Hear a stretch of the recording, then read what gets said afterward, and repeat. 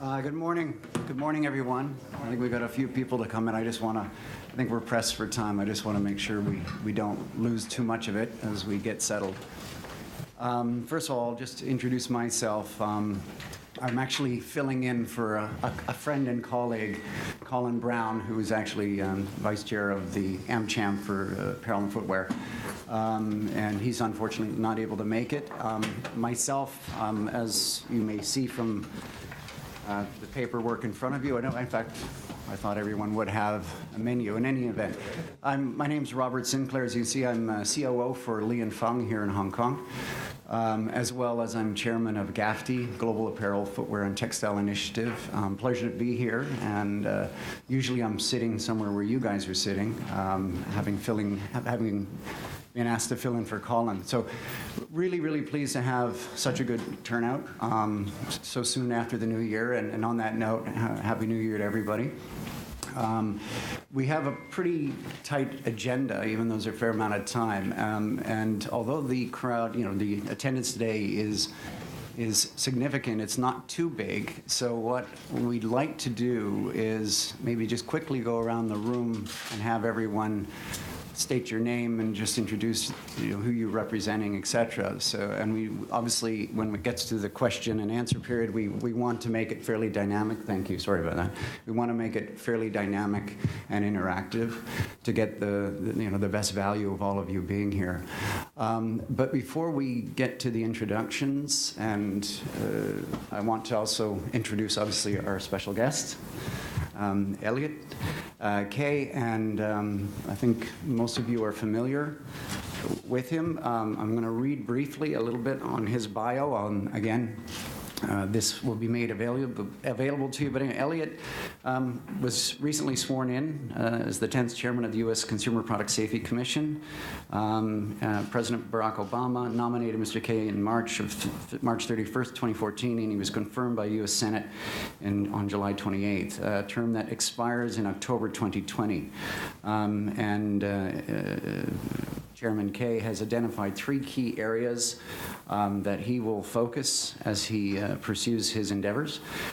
First of which is to further harness the experience and expertise and the agency staff regarding safety experts in the private sector to achieve more safety in the advancement for the American public. The second area would consist of the prioritization and work to accelerate cultural change around brain safety in youth sports. I play a lot of sports, know a lot of youngsters that play a lot of sports, and I couldn't agree more in that endeavor. And thirdly, to be committed to strengthening its line of defense at U.S. ports to keep dangerous imports out of the hands of unsuspecting consumers. I think we can all agree with those 3 key initiatives, obviously, which Elliot will expand upon those as we progress.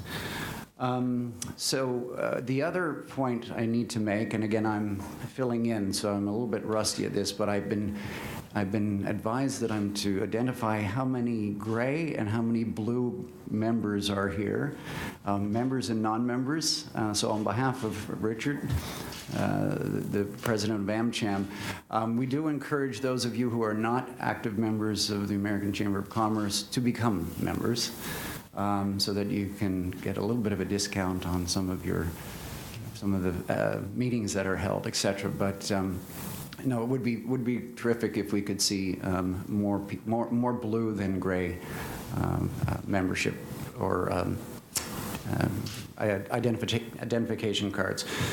Before handing it over to Chairman Kaye, just a reminder to silence your mobile phones and Blackberries, etc., if you haven't already. And with pleasure, Chairman Kaye.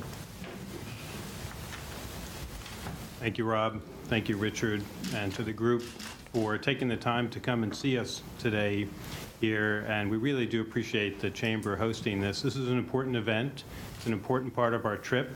Just to give you some context, we are in China for about a week. in Hong Kong and then Beijing, Hong Kong, then Shanghai, and then Beijing, and then we go on to Vietnam to both Hanoi and Ho Chi Minh City, and then on to Brussels. And this is a key part of the trip. And when I had given Rich the parameters of what I was looking to do, it was this type of engagement that was really at the top of the list.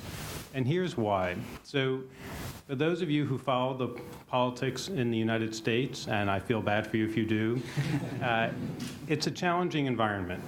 And it's something, even though I've worked in it for a long time, I reject most of it. And one of the things that I was really excited about when I became chairman was I wanted to try to put a different stamp on the way both the industry engages and then also somebody in my position would potentially engage with stakeholders. I think that there are a lot of paradigms that unfortunately I think are not productive for consumers or businesses, and I'm trying to break free of that.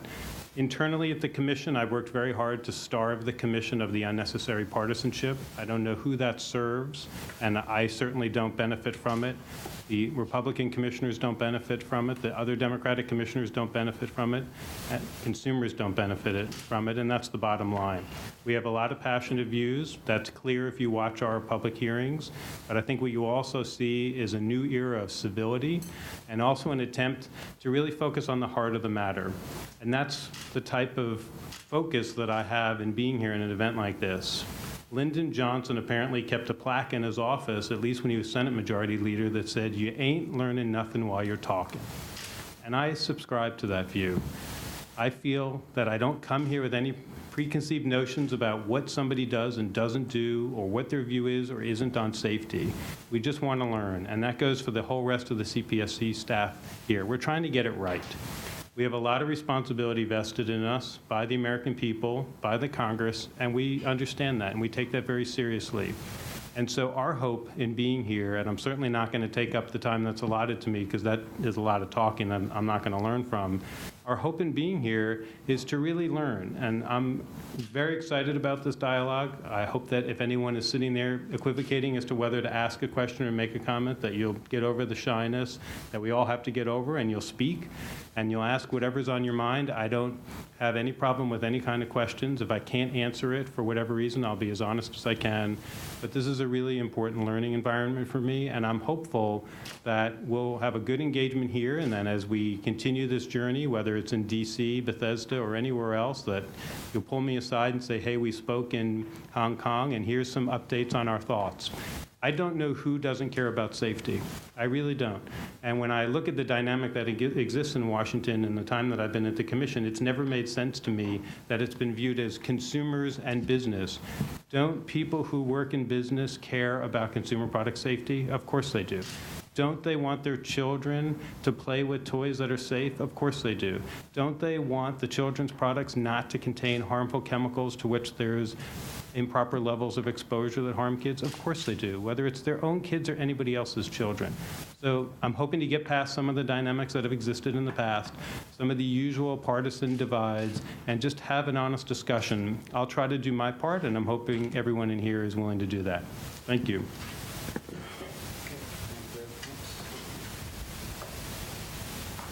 Thank you very much. Would like to open the floor to any questions. The HSBC representative has a question, surprisingly, but thank you. It's not why I'm here. So, one comment, one question. I also have coached a lot of children's sports, and one thing I'd like to draw your attention to or ask you about is heart safety in Little League, sure, where you can easily wear these things, and apparently that's the leading cause of death in children's baseball. So I'd appreciate your comments on that. And the second is, when I go to the supermarket in the United States and I see very nice looking raspberries from Guatemala, how do I know that they're not sprayed with DDT or something? And more generally, what is your agency's role in that realm? Sure. So I'm going to address the second part first because I feel like that's an easier one to be clear on, in that, and not that I can on the second one, but that's the Food and Drug Administration.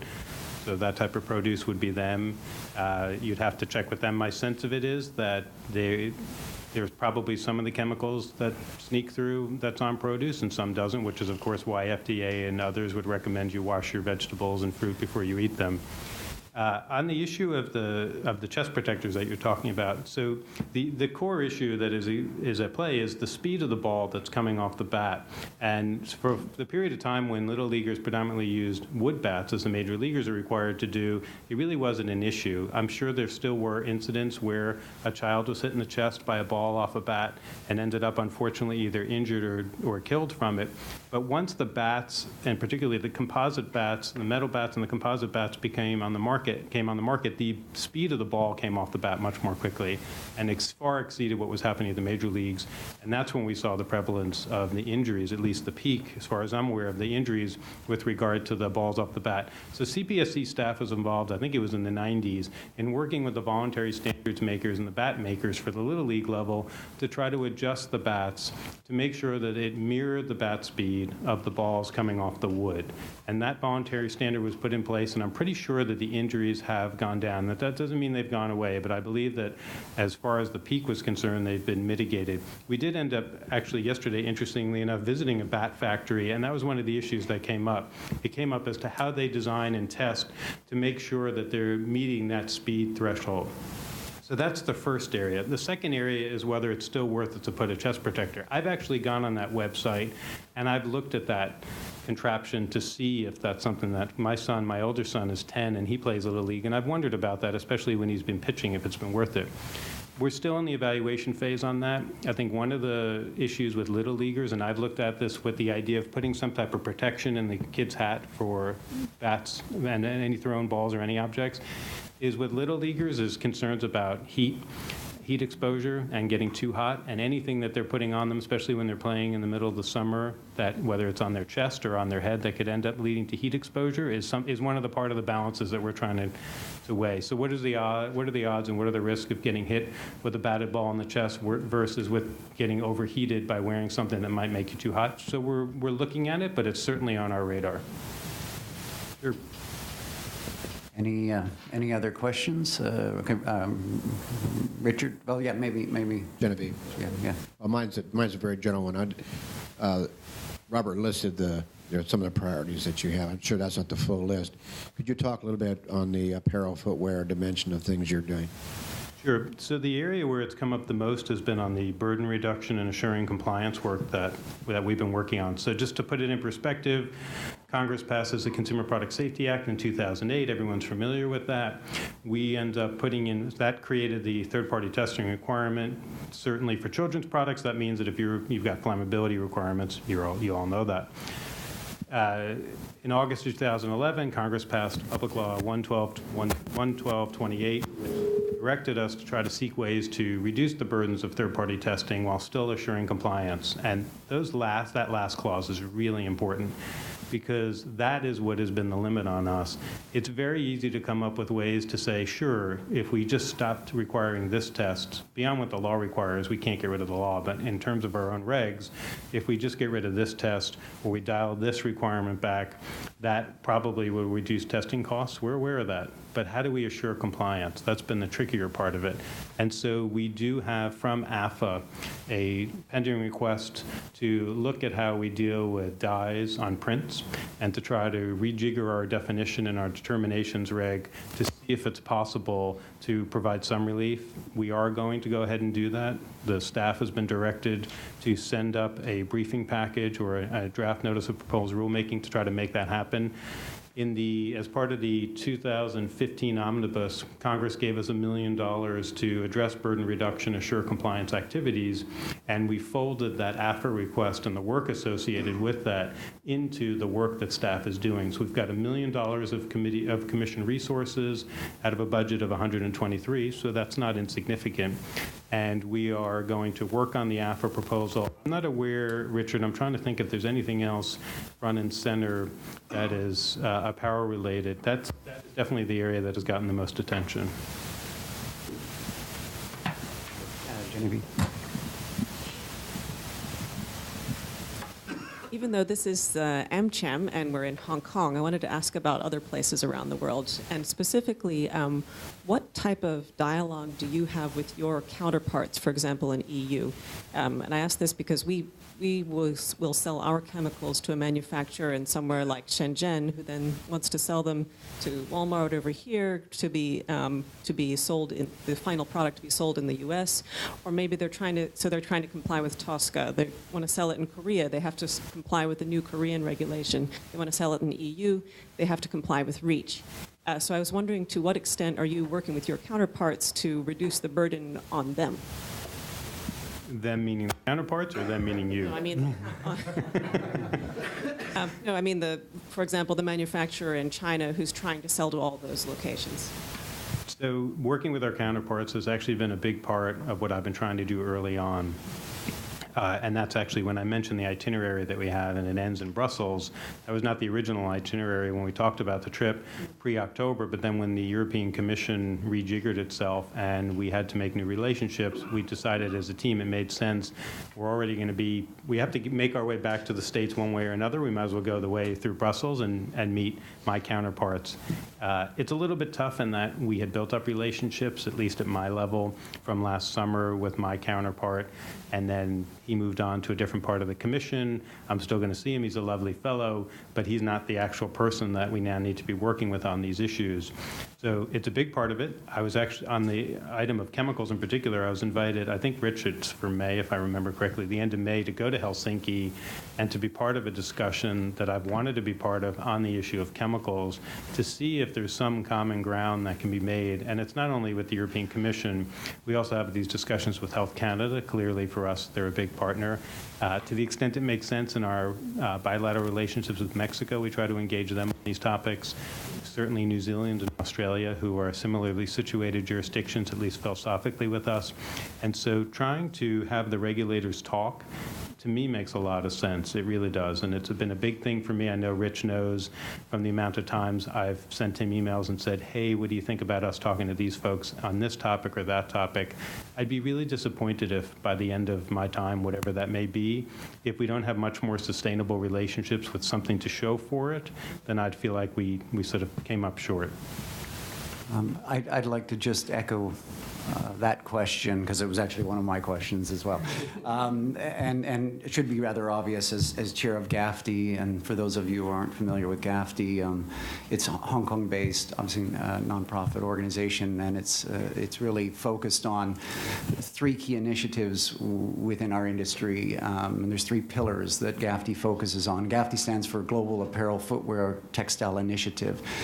And it really was, it was born out of industry frustration by a lot of the procurement and sourcing heads that reside here in Hong Kong, myself and some of my peers in the industry. And that really had to do with the fact that, and in the context of American companies, many American companies obviously are now very international, and they're distributing their products around the world. And it was just the fact that we're burdened with managing the complexity of trade relations and trade regulations in all these different countries. So it goes right back to Genevieve's point and question. This is just adding cost to the overall process. And we have to believe that standards that are established in the United States, or Europe for that matter, should for the most part be exportable to other parts of the world. So your engagement with your peers in other countries in this area, from an industry point of view, is very important. And the three areas that we're focused on is obviously getting a global standard for compliance, social compliance, so we can eliminate the audit fatigue that takes place in these factories. The second area is coming up with best practices and metrics associated with measuring sustainable best practices. Then the third area is testing, getting calibration within the testing industry and beyond, and into legislation around the world, so that we don't have to continually duplicate, triplicate, quadruplicate processes and procedures. So what you've just explained to Genevieve's question is really good to hear, and we, as an industry, I think, encourage that a great deal. Thanks, Rob. It's a challenge, there's no doubt about it. I can and imagine. I think that even if you were to look at it on the merits of an issue, and let's just talk, for instance, about phthalates and phthalate levels, if not that BASF has any interest in that, if you there are the active and the inactive ones. If you just based on the science, take the politics out of it, which is impossible to do, but let's just say you were able to do that. You get toxicologists. I'm not a toxicologist. I don't know if you are. I don't know if we even have a toxicologist in the room, maybe Genevieve, but okay, there you go. It's close enough. I understand that feeling. You don't even get agreement among scientists. I understand. And so as a policymaker, we have to rely on the experts. So and I actually detailed to the commission staff one of the toxicologists at the agency because I wanted that expertise in my office. And so I talked to the agency staff on an issue, and I realized phthalates doesn't affect everybody, but it is emblematic of a politically driven, in my mind, scientifically based, but politically driven process that affects a lot of children, potentially, involves so many different products. So we had a group of, as we were required to do by the law, independent scientists study phthalates, certain phthalates, and it turned out they reported back that most of them, the exposure from humans is from the environment and from food products, food packaging. Neither of those is under the jurisdiction of the CPSC, but the statute requires us to go ahead and continue with the regulation. So that's a politically driven process that starts that. But then you've got toxicologists. If you had the Chronic Hazard Advisory Panel, the independent experts that I mentioned, they came back with their reviews. We've got the CPSC staff toxicologists. You've got the BASF toxicologists, the ACC toxicologists, the ExxonMobil toxicologists, and then you've got consumer groups with their toxicologists. Nobody agrees. There might be some agreements on the margin here and there. As a policymaker, and this is just one jurisdiction. This is just the United States, at least the federal government. We're not even talking about state level. That's all a separate matter, as many of you know. And that doesn't even get into the international jurisdictions. As a policymaker, what I struggle to do is to find some type of objective viewpoint, somebody who can just speak to me about the science. First, get over the hurdle that I'm not a scientist, and so that's a painful process for them. But at least once they can get through that, try to give me what I need to make as an objective and unemotional decision in an area where there's just so much unknown. Now, maybe if you mentioned testing. That sounds like an area, theoretically, where maybe there could be more agreement and it's possible to come together and see if more progress can be made. But on the chemical exposures and on the chronic hazards in particular, where you can't even isolate, is it the phthalate that somebody was exposed to for 6 weeks during some period of time of their infancy, when now they're 60 and they've developed some problem? Or their IQ is lower? Is there a causal relationship between that phthalate exposure or all the other chemicals of their exposure in their life? As a public policymaker, the point of all this long-windedness is that it's extremely challenging, and we're at least trying to do our part to cut through as much as we can, but it is, on a day-to-day basis, it is exceedingly difficult to make progress in that area. And fully agree. And those of us in the industry would not argue with the challenge that you face. But again, for us, and I would assume for yourselves, that should not be a reason to not make the effort. And that's where it starts. I just want to come back. I think it's an interesting story, and it's a real story. And there's a few people in this room that will relate to the story I'm going to share. When we started GAFTI, and we were really focused initially on what can we do to try to get more standardization with respect to testing methodologies and procedures.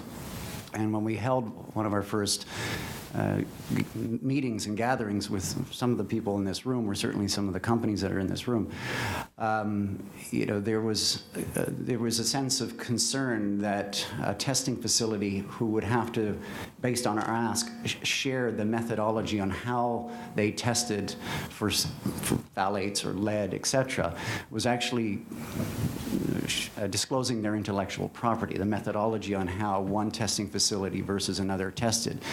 And our point was that as brand owners or an agency such as Li & Fung that represent a lot of brands and retailers, if we don't have the confidence or the trust that the methodologies of the testing processes and procedures are going to be transparent, and then you get an organization such as yourself that randomly buys product at retail, tests it, and you find a problem. And we say, well, we already tested it, again, with any of the leading testing facilities. Where's the trust?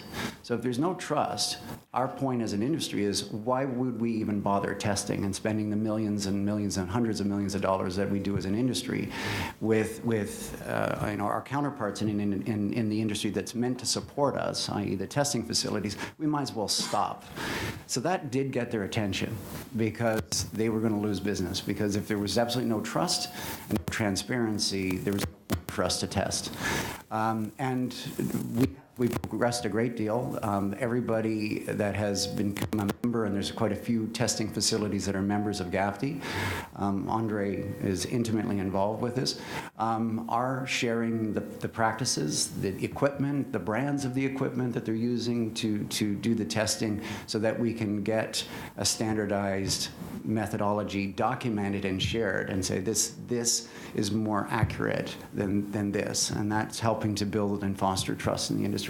On the policy side, I fully appreciate the challenges you're going to face, but not to give up, because that's really what we're looking for from an industry point of view. So we're very encouraged by your response, because I think, like so many things, the U.S. market is still the largest consumer market, at least for another decade maybe, until China surpasses it. But at the same time, there's a lot you can do in that based on your experience and the leadership that you've already established. And I think a lot of countries around the world would be openly and receptive to it, although there will be challenges. I get that, but please pursue it. That's our ask. Yeah, and thank you, and we definitely will continue to do that. It's just not in our culture to give up. That's not why we're there. We do take it very seriously. I think when you don't see action, it's often it's a combination of lack of resources, just trying to prioritize what we can prioritize, and as I mentioned earlier, lacking the key information that we need. That's a big part of it. I noticed on the larger topic of stakeholder engagement,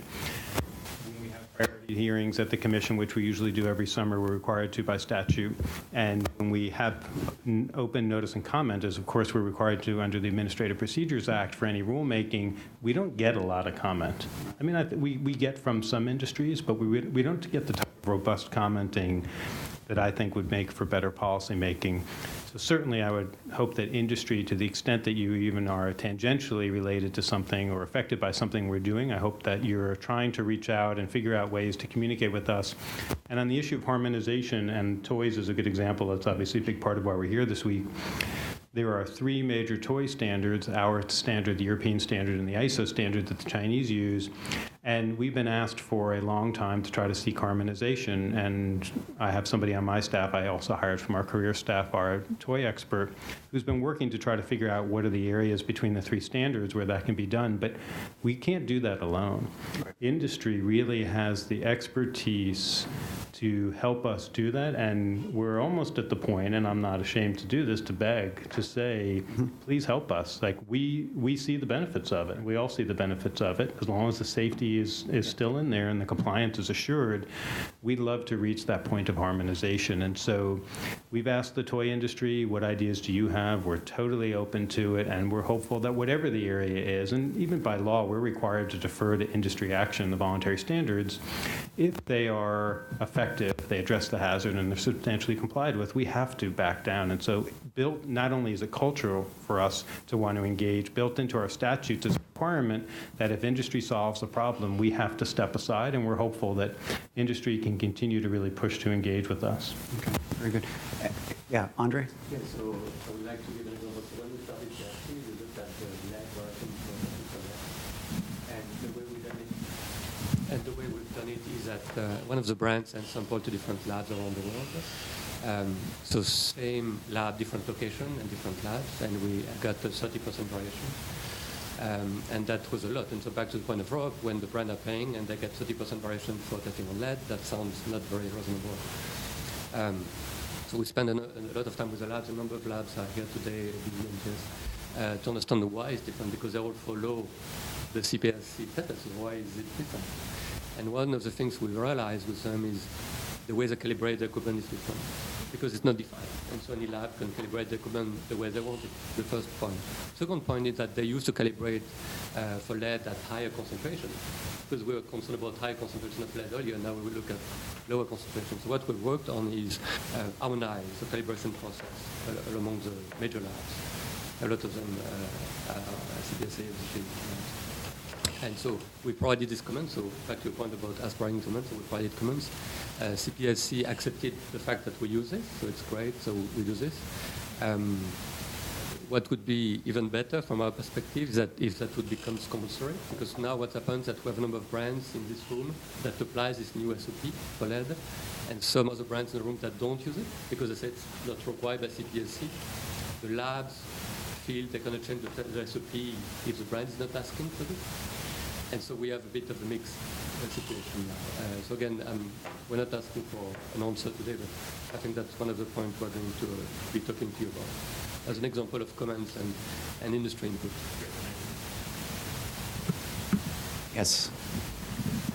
First, thank you, Mr. Chairman, for being here and taking this time. I wanted to follow up in some respects on Robert's question in your commentary with regard to international standard setting and harmonization and the critical importance of that endeavor, especially for purposes of promoting American business, which is what we're about here.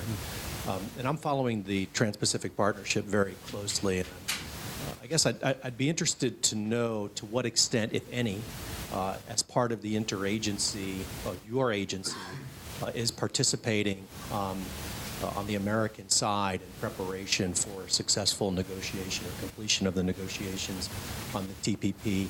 And not just the process, I suppose, to the extent you can share, if you are involved either by the administration or perhaps at this point, because it's beginning to mature in the political debate, if Congress, any members of Congress on the committees that cover you have been talking to you about this.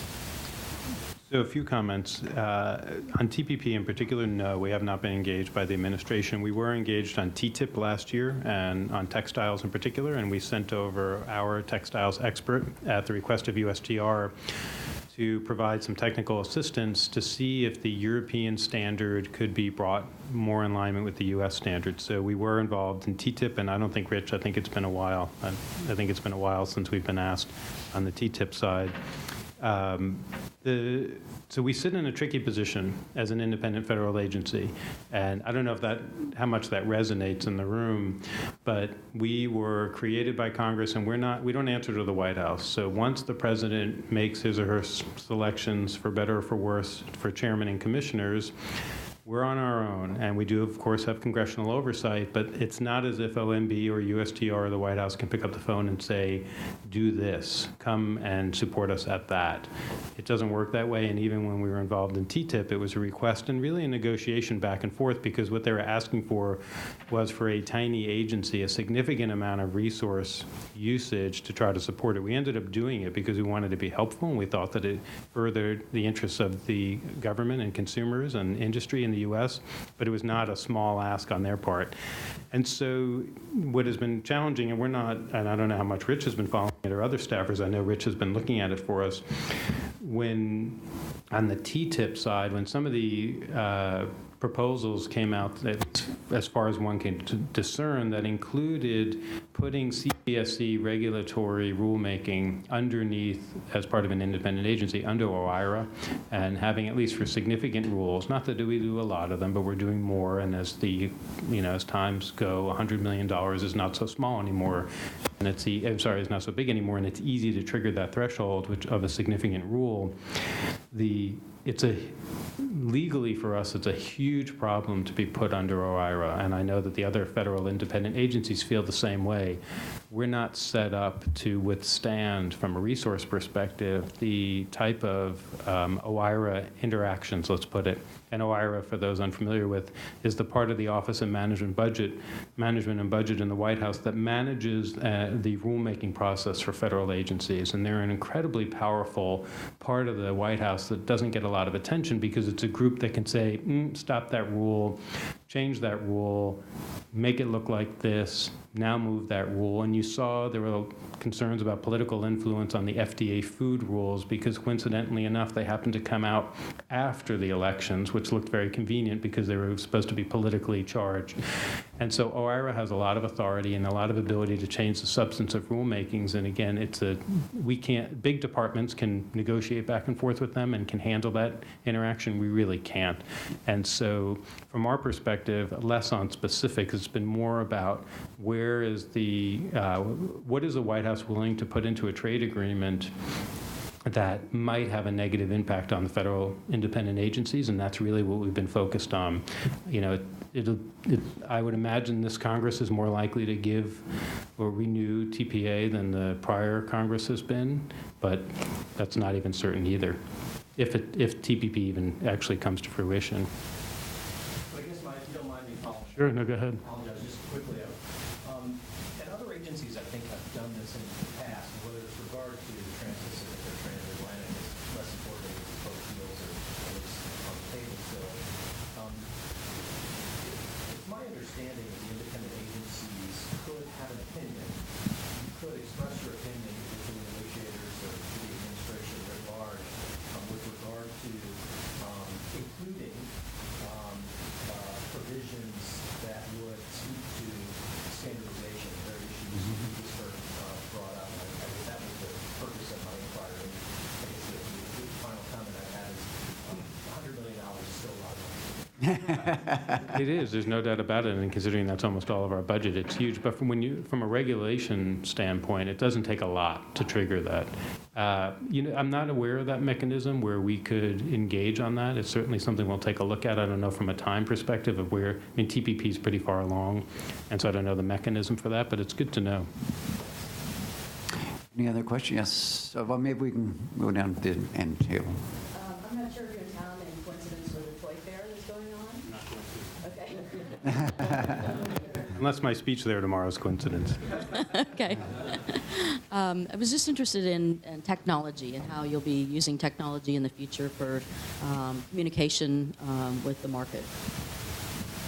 And meaning like social media, using data mining, what kind of technology? All of the above. Certainly, we're not alone. The federal government is rather antiquated from a technological standpoint. I think our IT group is actually further ahead. I did see that the president plans on introducing, as part of the State of the Union, even more security requirements for the federal government. And that may sound like it's unrelated to what you're asking, but it actually is very related in that the more, and I agree with the idea of trying to continue to increase the security of the federal government systems, but the more that the federal government systems are focused on security, that really does suck up our resources and limit our options to try to be more creative in terms of how we use technologies because of many of the firewalls and blocks that have to be in place. And then just from a resource perspective, if we're considering buying some new social media tool versus having to comply with a FISMA requirement, which is the act that deals with security, something that we have to do that creates a new firewall, of course, we're going to spend the money on the latter. We do have a very active and engaged communication shop that is trying to build out our digital communications team to take advantage of even more social media and to try to figure out ways to more micro-target our messaging. We're working on a pilot in the state of Ohio, which seems to have the right combination of demographics to do this, to really focus on minority outreach and to figure out ways to use technology to focus on minority outreach for some of the higher priority hazards that we have. What is and I'm sure understandably many in this room are good with it, we have an overarching limitation in our statutes. Section 6B of the Consumer Product Safety Act requires us to provide notice to manufacturers of any information that we would release that could easily identify them. And it applies to retailers, anybody who qualifies under the law. And that sounds, of course, incredibly reasonable. Again, I'm sure that everybody in this room, we're the only federal health and safety agency that has that limitation. Commission. But what that ends up meaning is we're much slower in how we communicate, because we do have to go through the process of, if it's anything that could even be remotely identifying a manufacturer, even in a positive way, by the way. If I wanted to go ahead right now and mention a product that I'm impressed with, and there are plenty of them. There's plenty of companies that I've visited their factories, including yesterday, where I came away with a very positive impression. If I want to say something technically under the law, I'm supposed to call that company up or somebody on my staff and say to them, hey, you got 15 days before the chairman in the next 3 minutes lauds your company. And the companies want to know exactly what I'm going to say. And so all that's incredibly cumbersome. And I wish we didn't have that. I wish there was some way to provide the comfort level, the industry, that what we're disseminating is fair and it's complete without having what I consider to be a limiting ability on our ways of using new technologies to try to get word out, to communicate about hazards, and even some of the good work that we're doing that I think industry would be supportive of. Thank you. Yes, Genevieve. You said a minute ago that you weren't digging yet, but you were at least welcome support or contribution from industry. What's the one thing you would want the most from, to help you help us? Boy, I'm in Hong Kong, and I'll probably get in trouble in the U.S. for this, but Rich is already, I'm sure Rich is starting to squirm. The CPSC is a really small area, and we don't have a lot of, it's a lot of double negatives here, but we don't have a lot of non-repeat players. I think what ends up happening at the CPSC, yeah, I know, again, I'm sorry, we have a lot of repeat players, let's just be more clear. What ends up happening at the CPSC is we hear from a very small group of not shy industry stakeholder representatives, and I don't think that they always do the best job of providing a nonpartisan, constructive set of pieces of information, however you want to put it, that really helps us do our jobs. I think that they are unfortunately part of the partisan dynamic that is existing for a long time. And this is why it's so nice to be here and to get out from that. And maybe this is naive, but I really just like to know what the answers are, what the facts are, and what actually is happening. I don't care who politically is looking to benefit from it or why it matters to them. We're just trying to get it right. And so what I really wish, the one thing I wish, is that we heard from a broader base of stakeholders and that it wasn't tinged with this partisan setup that it often feels like it is. It's sad, and I'm sorry to use them as an example right now, but they are emblematic of what it exists. We're currently in a rulemaking posture on recreational off-highway vehicles, which I haven't seen one yet since I've been in Hong Kong, so that's a good thing. These vehicles are used, so all-terrain vehicles are very popular clearly in the States, especially in rural areas. They are incredibly hazardous. As we look at our daily incident reports, almost every day there's a death associated with an all-terrain. So the market has moved, and those are basically things that you sit on and you hold the handles, and they're four wheels. And so the market's moved more to these what we call ROVs, and they look like souped-up golf carts. They're side-by-sides, I think they're called in other countries, or off-road vehicles, and they are now starting to become just as hazardous. They roll over easy, people don't use the occupant protection provisions, and there's a lot of deaths and injuries and a lot of children, unfortunately, because children are put on them and they actually drive them. We've seen incidents where children at 6 years old are driving an adult ROV, and as frustrating as that is for responsible the room who say, well, who would ever put a 6-year-old in there? People do. And our statutes are not limited to what people should do and what the intended usage of a product is. It includes foreseeable misuse. So if it's foreseeable that somebody's going to put a 6-year-old, which it certainly is, in the driver's seat of an ROV, we are empowered to act. So we've been engaged, and the point of all this is we've been engaged in a very public and at times unpleasant rulemaking where industry has spent a lot of time both on the Hill and elsewhere to try to demonize what we've been doing. I get it. There can be differences. There's nothing wrong with that. It's clearly important to them as it should be. But when it goes over the top and it involves personal stuff, and it involves distortion of facts, that's where it becomes, to me, counterproductive. We did end up having a 7 hours, the longest hearing in CPSC history, earlier. I'm not even sure, Dwayne, what day it is anymore, but it was right before we left for this trip. It was a 7-hour ROV hearing where we had panel after panel talking about it, and it actually was the groups of people who don't normally come to the CPSC who came for that was most refreshing and most helpful in what we're trying to do. We can't make it up, or we shouldn't make it up, and we can't exist in a vacuum. We exist to try to create better public policy to help American consumers. And so the way to do that is to have folks who actually have the information give us the information they think we need. I do think there are some people who don't want us to do our jobs. They just don't want to give us that information because they're philosophically opposed to federal regulation. I understand that, but we're not going away at this point. Unless the numbers in the Congress continue to go in the direction they're going in, then we might go away. But at least for the next Congress, we're here to stay. And I'm hopeful that during that time, and again, at least to the extent that I can control it and be part of the process, that you'll find an open and engaged CPSC, a serious CPSC, a CPSC that's trying to do something, trying to make a difference, but wants to do that and wants to make that difference based on good and complete and objective information. So that would be my one request, which I'm now converting to a beg. Any other questions? Yeah. Yeah, go ahead, Richard.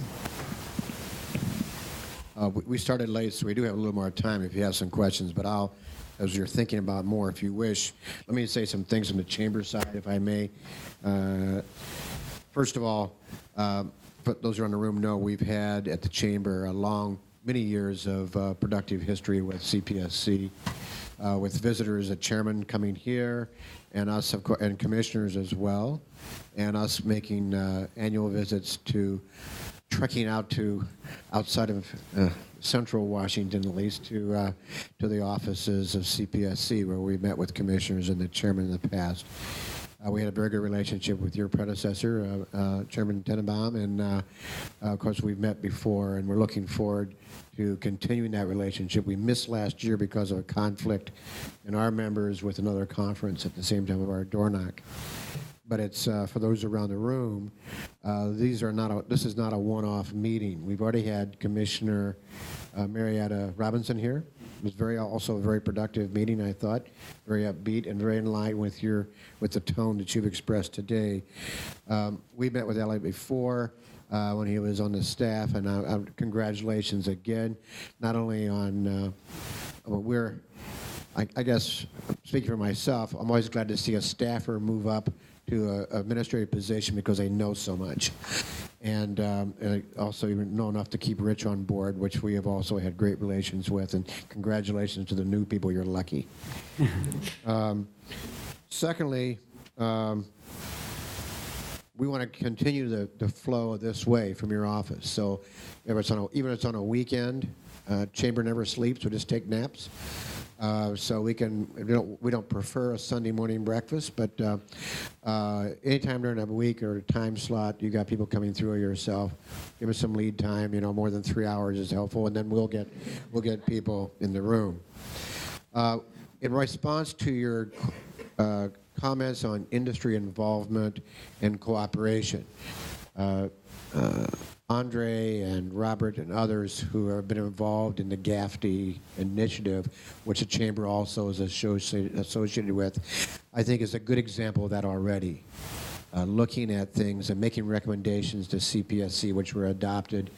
Andre is low-key about this, but he spent countless hours at the early stages, even before GAFTI was formed, to get these things underway. This committee has been very, very instrumental, I think, in bringing. We have a lot of regional and global compliance and sourcing people here, lots of them, more than any place else probably, and the their ability to put, as Robert has said, move to an attitude of coopetition, where there's cooperation on things that ought to be done, even though they're still competitors. Seeing that one area of competition or cooperation obviously being product safety. But not just the safety things, but also the process, which is, I think, would be one more question you want to ask, how you're changing processes too. But that is a continuing resource that we hope to continue interacting both from the chamber side, the apparel, footwear, supply chain, whatever committee you want to call it, as well as GAFTI. We will be in Washington, D.C. the week of June 14th. I've talked to Rich already about this. We'll try to get the exact days that people representing this committee and GAFTI present as soon as we can let you know. On the communication links, on the questions and asks that you may have, again, you can write directly to me, and you've met with Ming-Lai Chung, who's our Director of Government Relations and Public Affairs, and we shoot it out to the proper people or industry or person that you're trying to reach in a fast way. On the communication side, we are kind of geared for a fast response. And finally, I think I think I speak for all of us on this one, the tone that you've expressed of the organization, not that it was bad before, but you can always refine and improve. It was, we did meet with commissioners in the past who had just come out of a meeting and they were still crying. So we're hoping that those days are over. So congratulations if you've been able to pull that off. We look forward to that efficiency is also being improved as a result. So really appreciate this meeting and can see it as a continuing process where we hope we'll get even more muscular going forward. That's all I have to say on behalf of the Chamber, but I want to turn it back to Robert because I think we do want to know more about some process issues, again, where we may be of assistance. Thank you. Yeah. Sure. And Robert, sorry, if I can just address quickly something Richard said, you said, and I hope that it doesn't have to be a, hey, when's the next time this century you're going to be in Hong Kong thing before we can continue a dialogue. I'm open to, if it works for the committee, figuring out ways to do via digital hookup from my office and get the group together, and whether it's a one-off item, you want to have some type of loose standing arrangement as topics come up, I'm happy to continue the dialogue in that way. Clearly, it's not, you can't shake hands and there's something lost in that, but I feel like from a dialogue perspective, if you feel like there's something that you would like to talk about and there's something that we feel like we'd like to learn about, I'd like to do that. Now we'd have to publicly notice that, and so we'd have to figure out ways to have the media or anyone else be in the room and participate, which is totally fine. Those would be logistics that we'd have to work out. I'm happy to say that we are in a major IT revamp, and we will have webinar, kind of these kinds of meetings possible within the first quarter. So we're in the process, we're being put in place as we speak. We have the last 2 months we've been working on this, and we're getting refinements in place. So that is something we will be interested in. That's great. And sorry, Rob, one more thing is that I do think it's important to address. I don't want to give short shrift to the other commissioners. You talked about the tone change. It requires the entire group. I've been the very, very fortunate beneficiary of 4 people, Commissioner Adler already, and 3 new ones, you've met Marty, who want to get along, who want to work. Again, there's differences, no doubt about it, strong differences, but everybody wants and has come in and wants to engage in a tone that is productive and civil, avoids having to have boxes of tissues outside of the room for when commissioners come out from meeting with each other, and really just focuses on what we're there to do. And so, yes, the chairman's office certainly can set the tone, but if you don't have the 4 other offices willing to be there as willing partners, it's not going to work, and I'm very, very fortunate that I do have 4 willing partners. Before I pick up on what Richard said, we have one more question here. Yeah, I have a question for you. I love Rich's questions. Always very good. First of all, I didn't squirm an inch, and I'm not sure what the squirm part was. All right, I didn't work hard enough then. Could you comment a little bit on your views on helping product manufacturers in China to kind of move to the next level of development, and how you see the CPSC's role in trying to facilitate that, and how people in the room could help? So I view that as a thinly veiled effort on Rich's part for more commitments from the chairman's office for the Office of International Programs to be involved in buyer trainings and other type of outreach and educational efforts. And kudos, Rich, that was well done. Your perspective, sir. The good news for Rich is I agree with what he's been doing. I'm a huge supporter of what he does. The buyer idea, which I believe was his or came from his staff's, from their perspective, I think it's good stuff, and I think it's CPSC at its best, working in a collaborative fashion, trying to bring our expertise to other parts of the world, work with American companies, work with folks on the ground, but not be so convinced that we know it all. There to learn. That's the key, like I said in the beginning. And so to Rich's point, which was framed in a question, I think that our continued external engagement and being on the ground as much as possible, and we're very fortunate to have Lily, who was sitting there a moment ago, and to have Jake coming here. I think having that type of engagement and continuing to get people, whether we do it digitally or we do it on the ground, continuing that dialogue and that engagement, I think is an excellent way for us to do that. I want to thank Rich for that question, because I think that really, for most of us sitting in this room who are active in this part of the world, that's a great ask on your part, and I think it also lends itself very well to a lead-in with respect to GAFTI, which is attempting and has had some success, but there's certainly always more that we can do for GAFTI to act more as a vehicle and a focal point with respect to your ask, i.e. your bag, rather. What can we do for you that in turn, or in essence, really helps us as an industry.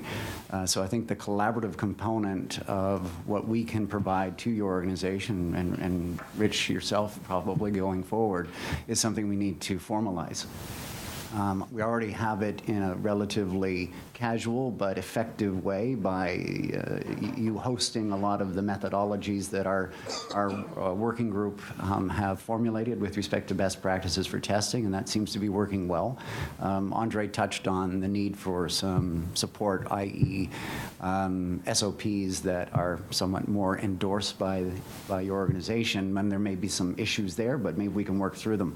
But that's really what the industry is looking for, is that sort of official acknowledgement, so that organizations can really embed it into their operating manuals and know that they're aligned with, the industry itself, versus the fact that it's more of a voluntary effort currently at GAFTI, and for our members to determine whether they're going to use those best practices or not. That is, for us, from a GAFTI point of view, the end game. We need and want more industry standardization in those three areas that I focused on, because the world is getting complex, and with that complexity, there's a huge amount of cost. And the retail markets are simply not accepting, cost inflation, despite the fact that we do see it certainly in the area of wages. Obviously, for the moment, with oil prices down, synthetic materials prices are going to be more stable and probably drop. Same for cotton. But that, in the scheme of things, as we move forward, those are blips on the screen. I mean, we're really moving into an inflationary era. And industry needs, greater collaboration with government, not just the U.S., but a lot of other governments. And the more collaboration that you guys can engage in with other countries, helping them think about setting legislation for consumer product safety regulations in their own countries that is in line with what's currently happening, it's going to make a huge difference for us. So that is our ask of yourself, and in light of your request, I think GAFTI can step up to the plate and engage you guys in a more formal way as we move forward with respect to, maybe there's things from an IT or systems, process, procedure point of view that we can share best practices on how to effectively communicate what's happening. Going back to your point, how do we move from being reactive to proactive, anticipating versus unfortunate circumstances taking place and injury and potential loss of life. Those are the things we want to obviously collectively work with your organization to ensure that doesn't happen. There's nothing in our industry it's nothing in our interest as an industry to have products, regardless whether in the U.S. or anywhere else in the world. The brand integrity is everything, and so we don't care whether it's sold in China or sold somewhere else. It's equally as important. So I just wanted to sign off on that. So I thank you. Any other questions before? Oh, we do. Here we have a couple more. We have time. So you had mentioned in the introduction about strengthening the courts, dangerous imports, with more and more online sales, smaller companies selling, direct shipments out of Asia. How do you see either enforcement evolving around that, or how do you even control those markets now? So who in the room has heard of Alibaba? Stay tuned for later today would be my short answer. I don't want to get ahead of our news, but it's an area that we take very seriously. In the States, we have really good relationships with eBay and Amazon in terms of building in automated filters to try to look at illegal and recalled products, to try to make sure that they're not ending up being sold. And because the business-to-consumer issue is a serious one, we're not staying within our borders. Clearly, the Alibaba Group has a major influence in this area, and we've been in discussions with them for a period of time now that I'm pleased to say will result in a very positive announcement later this afternoon. Sorry about the regulations about turning your phone off. I forgot my other phone in my bag. Apologies. Very good point. I'm going to stay tuned. I have serious reservations about Alibaba's abilities to police themselves. So we're service provider. We provide risk management solutions and insurance to on products, product liability, product safety. Really like to echo to Chairman's comment.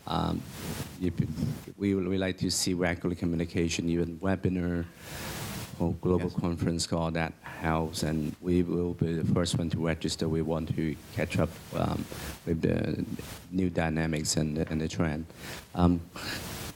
That's the comment, but the question I have is, we heard before a couple of years ago this proposal to make product liability mandatory.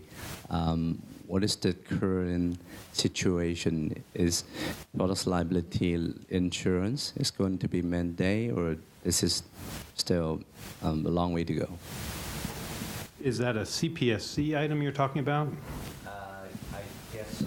Yeah, this is some kind of Senate bill proposed following all the China products safety issues back in 2009. Okay, so I think I remember what that is. Maybe that there was a requirement that foreign companies have to have some type of entity in the United States, and that would be held accountable. Is that what it is? That sounds like it could be. You know, that I haven't seen that bill move, or at least be reintroduced in a long time. When it was introduced, I think it was called something like the Foreign Manufacturers Accountability Act or something like that. I don't know, Rich, if you've seen anything on it, but it's not something that we've seen move. And clearly a new Congress is underway, so any legislation, whether it's historic or not, would have to start from scratch if it's going to have a chance to move. If we have opinions or facts or question for CPSC, given the question early on, given the comment early on, how do we feed back to you and your team? Do we write to you?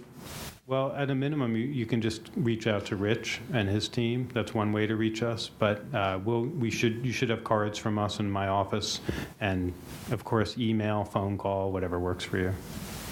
There's 3 Richards in the room. That's true, Rich O'Brien. I have a feeling, though, that any of the Riches would work. I do want to add one overall comment, I think with a question embedded into it. And my sense is that when I come to this event, and when CPSC comes to events such as these, we're not talking to the people who are violating our regulations and the laws. That is a different group. And I'm sure, to the extent that that's true, that it's very frustrating for you, because you're bearing the costs of the regulations and the enforcement actions of whoever they are. we want to do better to figure out who we need to be going after. It's really important to us. Part of it relates to our work at the ports, but it's not exclusive to that. We do benefit from a tremendous relationship with the United States Customs and Border Protection Agency, where we are working hand in hand with them to look at the same data to try to figure out to focus our resources on those folks that we should be focusing on. But it really matters to us to try to get to the right people. So I've had this conversation with some of the other industries, and I'll just throw it out there. It's really more of a concept that I'd be curious to know what people think about. And the point of it all is to get to some type of greater sense of supply chain integrity, which certainly matters to everybody in this room. From what we can see, without giving away too much of how we use our intelligence, that often there is a nexus between those suppliers or those vendors who are causing problems for some of the brand holders or for some of the companies trying to import. It's not the company itself, it's that they've had a vendor or a supplier who's unfortunately put them in a bad position. Of course, from a consumer perspective, all they see is the brand name. They have no idea who the vendor even is. But it matters to us who the vendor is, who the supplier is, because it's not going to be exclusive to the company at issue, in my mind. If they're making it for one, they're making it for others. And so what I wonder is there some mechanism through the chamber or through trade associations to take what is otherwise proprietary data? So if somebody has a very negative experience with a vendor or a supplier who burns them very badly, is there some mechanism in place for that information to be passed through to us and to customs so that we can put that in the system as a flag? So we're not looking at the brand holders. This is to get past the brand holders and try to create a better database of those constantly shifting vendors who are causing trouble for a lot of people. Now, this is not even half-baked. It's whatever, a third and eighth baked. I get it. You know, you could have competitors who want to they find out who somebody else's vendor is and they want to screw them over, and so they report them to customs to try to get them on the list. It's not foolproof, but the point of it all is we're looking for mechanisms to take information that you guys have that we think would help you if we would really focus in more effectively on those bad actors who are causing problems across the marketplace. On that note, because we're out of time, on that note, it's a great segue into AmCham's Jan 15th breakfast meeting, which is Leveraging the Power of Technology, Real-Time Supply Chain Transparency by Jessica Rivas, Business Development Manager for Good World Solutions. So if you can come back on the 15th, you might get an answer to that question. It's a very good point. It is definitely a focus for the industry with respect to greater transparency, but there's challenges to change the mindsets to ultimately change behaviors, but I think overall we're heading in that direction. We are out of time. I want to thank Chairman Kaye for his time and his associates' time and the contribution that they made. I thought this was an excellent exchange and banter that was very free-flowing and open, and I hope we can encounter more of these, be it webcast or other means. I will follow up with you further to some of what I mentioned earlier about GAFTI, but aside from that, Richard, on behalf of AmCham, we're very appreciative of you spending your time.